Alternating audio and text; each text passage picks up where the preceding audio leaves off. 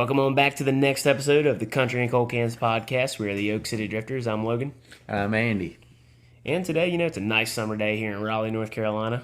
The weather's nice. I mean, it rained all weekend, so finally the sun's back out. But The weather's nice. It's cloudy. it's better than the pouring rain we've had. But anyways, the bad weather has kind of been fitting for the mood lately with everyone that by now knows the kind of crappy news about the Turnpike Troubadours going on an indefinite hiatus. Yep. Everybody, I'm going to assume, everybody pretty much knows what's going on, even though they never said it. So Yeah, we all kind of know that, like first and foremost, we officially want to say that we want the Evan Felker to, sort out his demons and get everything under control because his health is more important than any band. And I think that's everyone can agree on that. I mean, Yeah. I'd say you agree with that too, Andy. yeah, so. everybody does. But Yeah. if anybody wants an apartment in Temecula, Oklahoma, RC Edwards has one for rent. 2 bedrooms, $650 a month. True enough. But I mean, on back to the music side of it though, this just kind of sucks because as anyone who's passively listened to us or followed any of our content knows that we're huge Turnpike Troubadours fans. We're in Turnpike hat right now. Yeah, Andy is actually wearing his brand new Turnpike hat that he got after we got the news on the hiatus. We kind of bought some of the merch just in case it came down from the store. But yeah, I mean, it was crappy news. I mean, when one of your favorite bands and objectively one of probably the best band in country music in my opinion. I mean, I think that's most people's opinion. Yeah, I and mean- if it's not, you're wrong. So yeah, it's the beauty of America. You're allowed to be wrong. But yeah, I mean, it kind of sucks that Turnpike's on hiatus. Hopefully everything will get fixed and then get back to going. Yeah, but I mean, Andy and I were talking about this the other week. I'm a little bit, I don't know. If they were to get back together, I just wonder if the magic would be gone because a lot of times that happens when bands get back I together. think it'd still be good. Maybe. I mean, it just depends on how long of a hiatus they're on, though. True. It depends on if everybody else ends up doing something No. different. They've already, when everybody gets back to where they could get back together, people have already got commitments where they can't. Yeah. They can't just drop the commitments they're in to go back because everybody still has families to feed. Very much agree. I mean, but like I said, the second time around, things are typically not as good as the first time around, which it kind of sucks. But I mean, it's more of a nostalgia factor when bands get back together. Or when, in UNC's case, when they brought back their old ass coach Mac Brown. I mean, he may have been good for them in the '90s, but you know what? Screw UNC, and hopefully he sucks and they suck. I know, kind of got off topic there, but still, it's always worth saying that UNC sucks. Go to hell, Carolina. It might be in a CCR situation all over again. Yeah, and when he says CCR, as a lot of Everybody our Red knows Dirt ragweed. fans knows, Cross Canadian Ragweed rather than Credence. But yeah, I mean, we'll see. Hopefully, like the guys will get it back together. I mean, now the one thing I will say is like a lot of people have been taking this news rough. Yeah. Yeah, I mean I took it pretty bad, as in one of my favorite bands, second favorite band probably ever, isn't back together. But a lot of people have taken it hard, like they've freaking lost a member of the family or something. Yeah. And I feel bad for those people because they really have been taking it hard when it comes to them talking about drinking themselves to sleep and everything. I'm like, y'all might want to calm down a little bit. Drink But- myself to to sleep sleep again.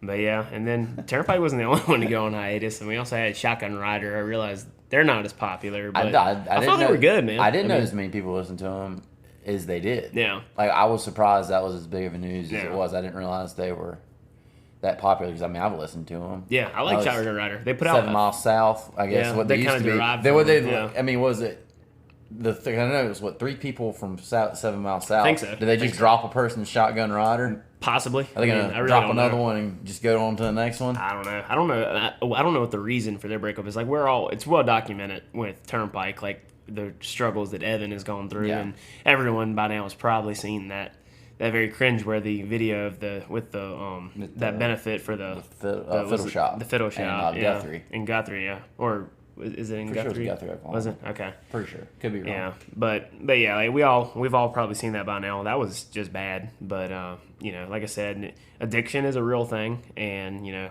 our prayers are with the Turnpike Troubadours people, with Evan Felker, with the family.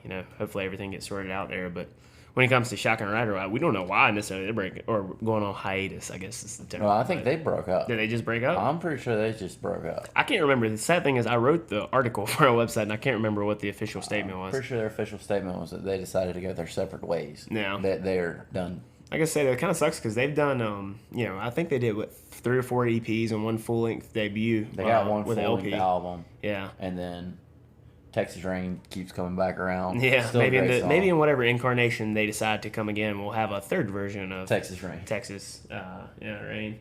But yeah, like Shotgun Rider they had a lot of potential though too, because I think they were one of the bands that had they did a good job of melding together the traditional with the contemporary, because they were somewhere in between a George Strait and Kings of Leon is how I read somebody kind of refer to them. And there's nothing wrong with that. They were good. Like, I enjoyed their music. I mean, hopefully the best to whatever path the two dudes are taking in Shotgun Rider. But yeah, we'll see. I mean, I don't know. That's the thing about music, man. Like, not every band makes it, and it's sad because there's a lot of good music out there. Because I didn't. It took me the longest time before I knew 7 Mile South was Shotgun. It became Shotgun Rider. I didn't know that. Yeah, I didn't either. I think you were the one actually brought that. Yeah, because then I heard Texas Rain, then I looked down and it wasn't 7 Mile South. I was right, it was another. It's these people. Yeah, it was another one, but yeah, I mean, hopefully things will work out in both these cases. Like I said, our thoughts and prayers are out that way. But we've also had a lot of new music, come out here in the last few weeks. I know recently, Friday. We had new singles from Mike and the Moon Pies and Dylan Carmichael. Both of them, I really do. I like Mike and the Moon Pies song because it reminds me, it sounds a lot like Beaches of Biloxi. Yeah, and I think Beaches of Biloxi is one of the best songs ever. The Mike and the Moon Pies song we're referring to is their brand new single, You Look Good in Neon. And it's essentially, it has that kind of a smooth 1980s country vibe, I think. Like, sounds just like Beaches of Biloxi. Yeah, it does sound a lot like Beaches of Biloxi in my opinion, but it has like that smooth, kind of easygoing 1980s country vibe. That easy sound with the pedal steel. Yeah, and it's about honestly, just boil it down to the nuts and bolts here. Like, it's about a dude who about the nuts and bolts. He's hammered drunk at a bar near closing time, and the opening lines he's talking about how his standards have dropped, and he sees this young lady across the bar and saying that he might not tell his friends about her, but she looks good in the neon.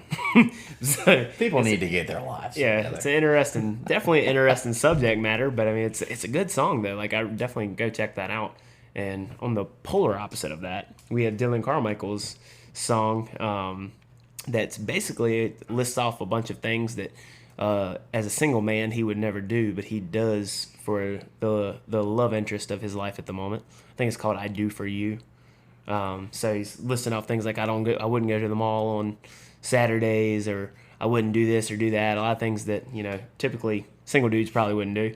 He's saying, but I'll do it for you. I mean, it's a good song. It's got a very neo-traditional kind of sound, but that's kind of like, there's been a lot of good music coming out of Kentucky lately. Those two will give you the pick right there. You can either be Mike and the Moon Pies version or the Dylan Carmichael version. They got everybody covered. Oh yeah, really though. Like, between those two, but like I said, coming out of Kentucky, there's been a lot of good music lately. That super commercial Tyler Childers song. I know, right? Like, Tyler Childers is sold out. What a bastard. But no, like, Tyler Childers, like, that's something that Andy and I have been talking about, that there's a handful of fans out there that are now saying that Tyler Childers has sold out and gone commercial. That his new song, the new single, what was the name of it? It's Housefire, I believe. Yep, Housefire. Yeah. Because it reminds me of the Turnpike song. Yeah. But everybody says it's commercial, and to me, it sounds exactly like all of Purgatory. Anything off of the Purgatory. The same person produced it. Yeah. It sounds like Sturgill. I think, it's ridiculous. Like, literally, it's another case of you have a very successful independent artist who signs to a major label, which is not a bad thing if they don't sell out. And he hasn't sold out because it sounds the same damn thing as everything off of Purgatory. It sounds identical. Yeah. I don't understand. I don't even know what people are even talking about. It's annoying. They're saying, I read somebody say that he wants to hear the mountains in it. And look, fair enough if that's what you hear, but I just, like, I don't get it, man. Like, he literally, it sounds just like anything else he's done in the past.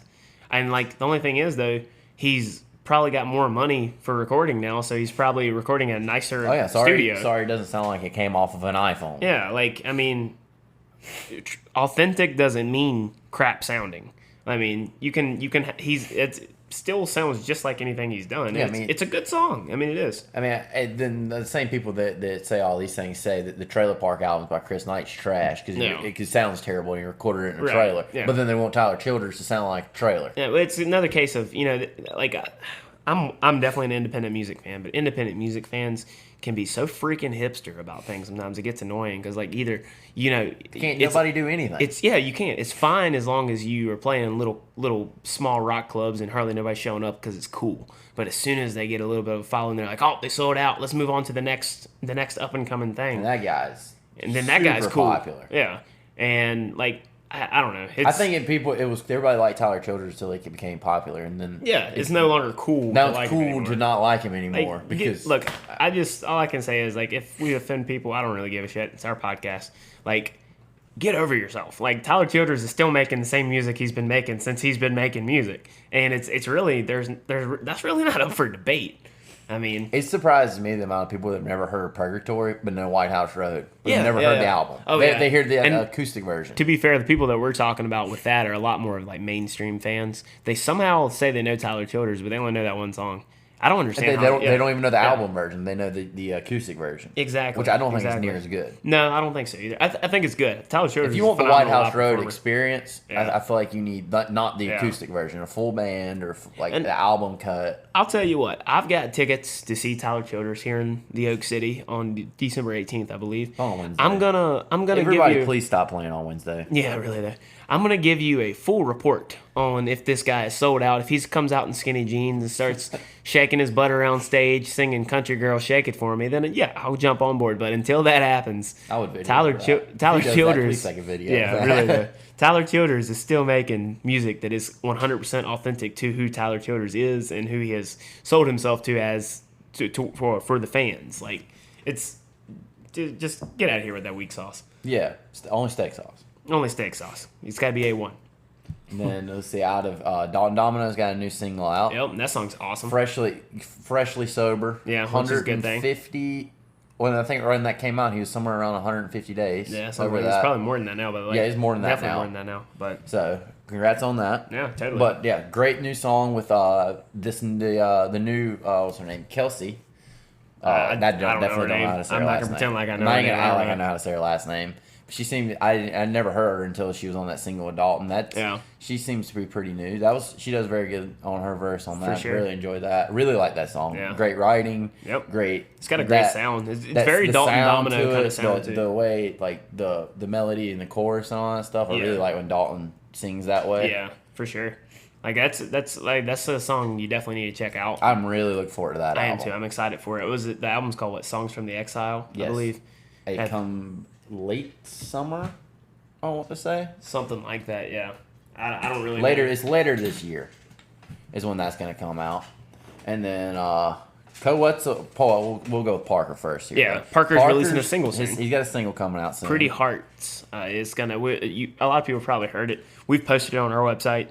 I know a lot of other people have too. And Pretty Hearts, he's been playing live for a while. It's a good song. It's going to be available everywhere music is consumed. Pretty I remember he said a few weeks ago. Yeah. Unless he's going to sit here and pull a code every time he plays Love and say, and here's Parker McCollum, and then everybody freaks out. Yeah. And then he says, just kidding. Yeah, that's pretty funny when Code does that. His album's finally done. Yeah, Code's album's finally done. We posted that on the website the other day. Like, Code is said finally done. It's been 2.5 years in the making, so we've been ready for this freaking album to come out since Austin came out in 2017. He said that he was trying to finish the album one night, but his mom made him go out for margaritas. So he said if the album's late, it was her fault. And blame it on Miss Wetzel. But yeah, we're looking forward to that record. That record's going to be fun. And I think we're still planning on going to go see him in July in Virginia Beach. I would love to. Chris Colson's announced the opening. We've got a few friends that have all become co-fans lately. And it keeps adding up. Yeah, man. It's like, I'm telling you, like, he's...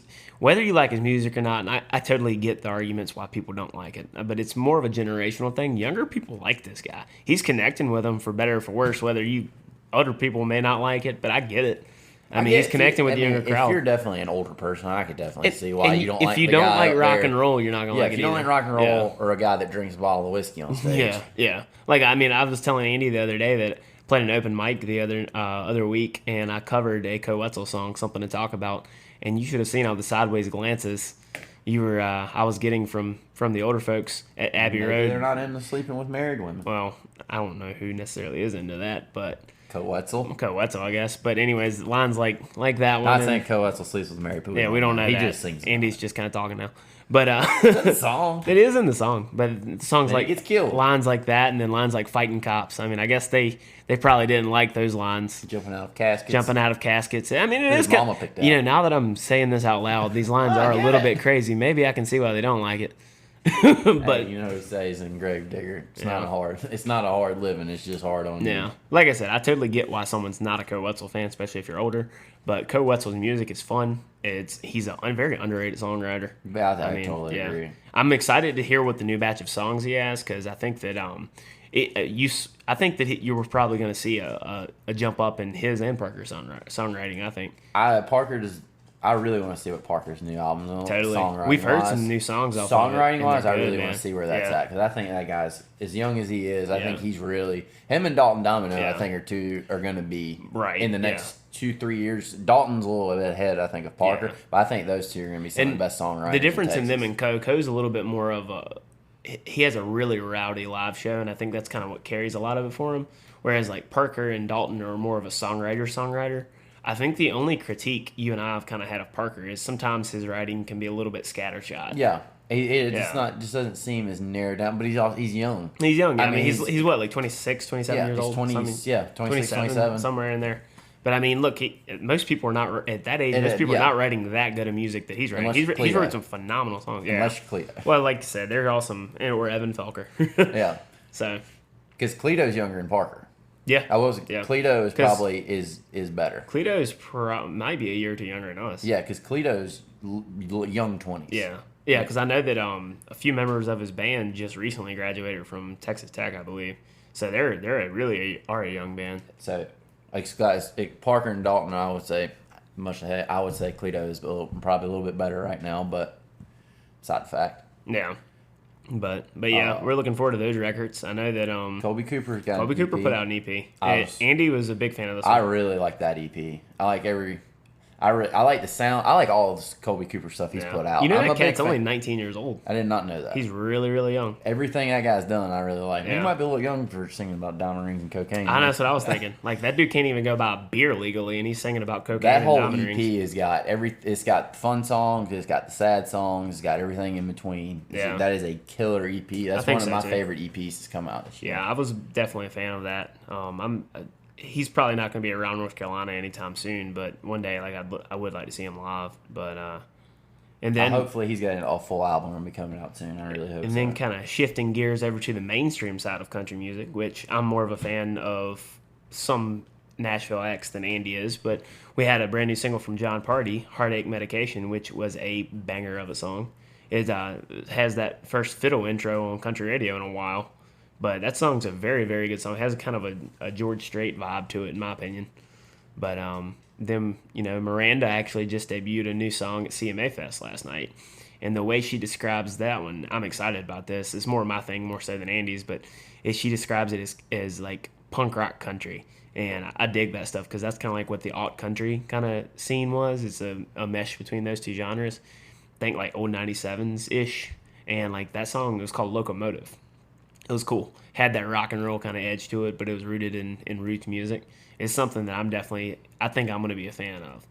But it's probably not your thing. I haven't kept up with CMA Fest. Yeah. Logan Miles is playing. Yeah, Logan Miles is playing. We actually just saw him not too long ago in concert. He put on a phenomenal show. Yes, he did. Yeah. Very, very. And he's a super nice guy. Yeah, he is. Super nice guy. Like, really everybody down to earth. From Kansas is that nice. Yeah. He took the time to, like, talk to everybody. Like, he's, like I said, very genuine person. He had torn his Achilles, and so he was up there hobbling on stage and still put on a good show.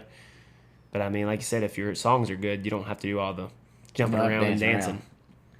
Then Riley Green's got a new. Well, it's not a new song. It's It's an old new song or new old song, however restored. Yeah, whatever. But whatever you want to call it. It's a very, very good song about his granddaddy who had Alzheimer's.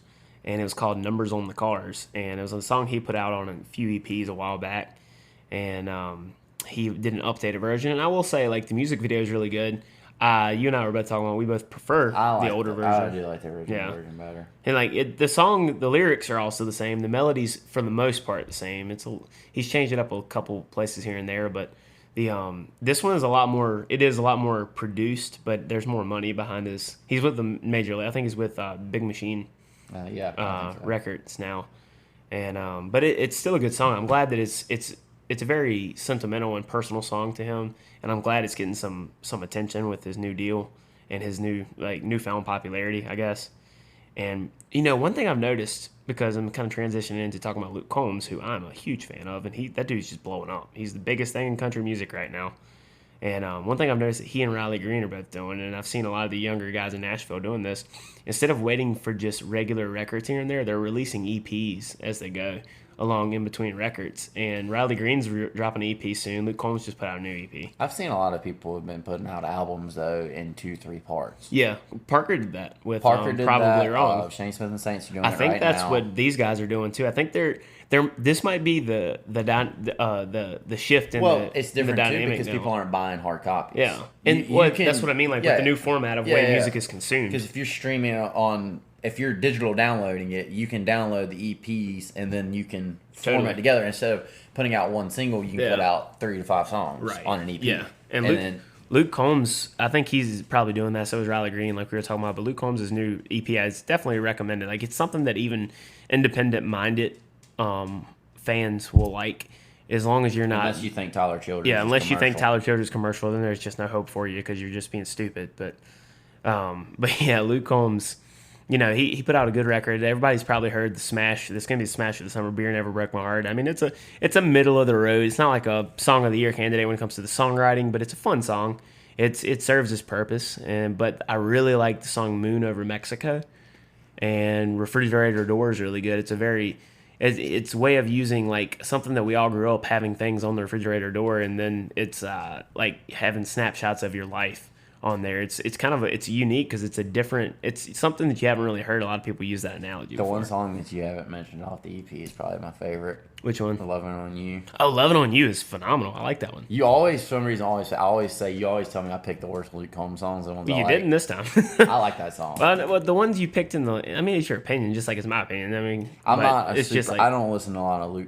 I'm not in that. Like, I like the Red Dirt scene, like sound a little bit better. Yeah. And to me, that's more. It's just not the sound I like. Yeah, but I mean, anybody listens to Luke Combs' music and says it's not country, they're just being and that's why a bitch about it. It's the white bread country. Well, yeah, but I mean, if that makes sense. To be fair, a lot of the Texas music guys are not that far removed. I just from like Luke Combs a little bit sound. louder guitars and that. A little more rock and roll. Well, that's in your Luke face. Combs. He's got the guitars are rock tones. That's not what I hear. A little bit crunchy. I want a little in your face or fair enough. But I mean, now you're gonna get a kick out of this. I like some butter on my white bread. I haven't talked about this with Andy yet. I literally read the other day some people saying that John Wolfe was bro country and saying that he was terrible, and some people called him a George Strait wannabe, which, if you're going to model your career after somebody, who the freak wouldn't want to be a George Strait fan? But to me, he does sound a little bit like George Strait. Yeah, he does. But like, how do you listen to John Wolfe? And nobody's saying he's the top artist in Texas, but he's a good artist. I like his new song. I really dig it. Some old bar in the 90s. But how do you listen to John Wolfe and you say, this cat's bro country? He's not country. Like, get over yourself. I feel like we're doing a lot of fan bashing today, but, there's been a lot of stupid shit that's been said that kind of deserves to be called out. John Wolfe is bro country. No. Like, yeah, if John Wolfe is bro country, then Tyler Childers actually has sold out, and he's making tractor rap like the rest of them. Now that you mentioned John Wolfe, I just said Aaron Watson's got a new album coming out. Yes, he does. Was it Red Bandana? Red Bandana. It's called? I'm looking for it. I know that's coming out soon.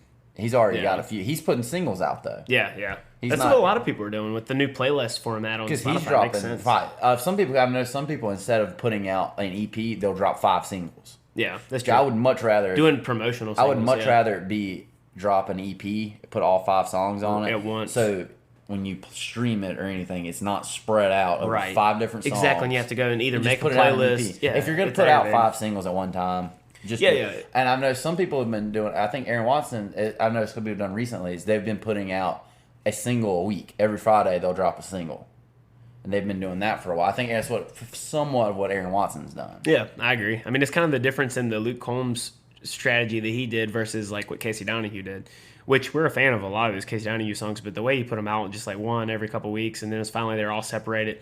I know this is being kind of petty and selfish on our part, but when you have to go into Spotify and click on each one and make your own playlist. Just you're driving down the road. You break the law to change the song. I mean, really, we're just looking in the interest of the public safety. Yeah. For us, just put all. We're doing our part. Yeah, we really are the good Samaritans that are looking out for the public here. Just throw that out there. Texting and driving is bad. Yeah. Okay.